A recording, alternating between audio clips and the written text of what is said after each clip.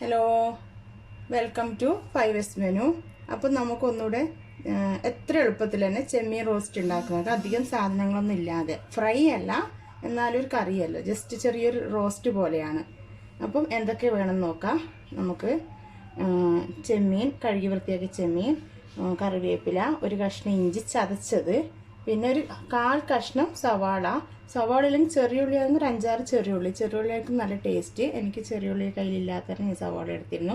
2 പച്ചവടം നടുകെ പോകുന്നത്. പിന്നെ ഇതിലേക്ക് മുളക് പൊടി, മല്ലിപ്പൊടി, മഞ്ഞൾപ്പൊടി, പിന്നെ ഫിഷ് മസാല. ഞാൻ എല്ലാം കൂടി ഒരുമിച്ച് പൊടിച്ചതാണ്, മുളകും മല്ലിയും മഞ്ഞളും. അപ്പോൾ അത് ഒരു 2 ടേബിൾ സ്പൂണും ഒരു 1/2 ടേബിൾ സ്പൂൺ ഫിഷ് മസാലയാണ് എടുത്തുള്ളത്. അപ്പോൾ നമുക്ക് എങ്ങനെ ഉണ്ടാക്കുന്നത് നോക്കാം. അപ്പം നമുക്കൊരു പാൻ കത്തിച്ച് അത് ചൂടായിട്ടുണ്ട്.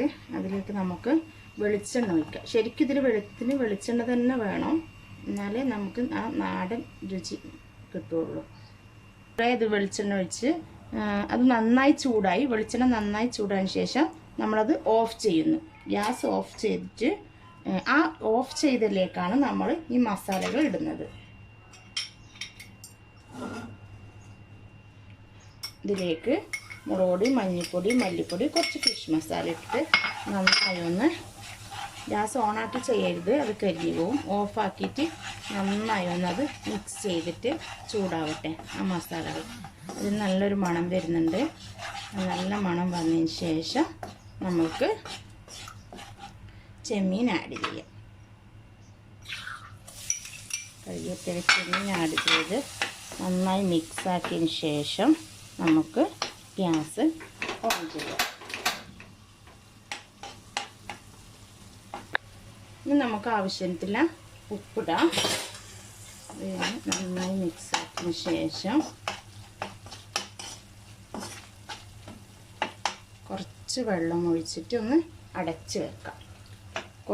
ഒന്ന് തിളച്ച് കഴിഞ്ഞ ശേഷമാണ് നമ്മുടെ ഉള്ളിയും കറിവേപ്പിലൊക്കെ ഇടുന്നത്. ഇത് കാണുമ്പോൾ കുറച്ച് നമുക്ക് മുളക് കൂടുതലുള്ള പോലെ തോന്നും, പക്ഷെ അത് വെറ്റി വരുമ്പോൾ അതിന് നന്നായി പിടിച്ച് വരുമ്പോൾ കറക്റ്റായിരിക്കും. ഓക്കെ, ഇതിപ്പം നമുക്കൊന്ന് നല്ല തിളച്ചിട്ടുണ്ട്. അപ്പം എണ്ണയൊക്കെ മുകളിൽ തെളിയാൻ തുടങ്ങിയിട്ടുണ്ട്. അപ്പം നമുക്കിത് ശരിക്കും നല്ലോണം വറ്റണം. ഇതിലേക്ക് നമുക്ക് അരിഞ്ഞ് വെച്ച സവാളയും കറിവേപ്പിലയും ഇഞ്ചി ഇട്ടിട്ട് നന്നായി മിക്സ് ആക്കിയിട്ട് വീണ്ടും അടച്ചിട്ട് ചെറിയ ഫ്ലെയിം ചെറുതാക്കി വെക്കുക. നന്നായി മിക്സ് ചെയ്ത്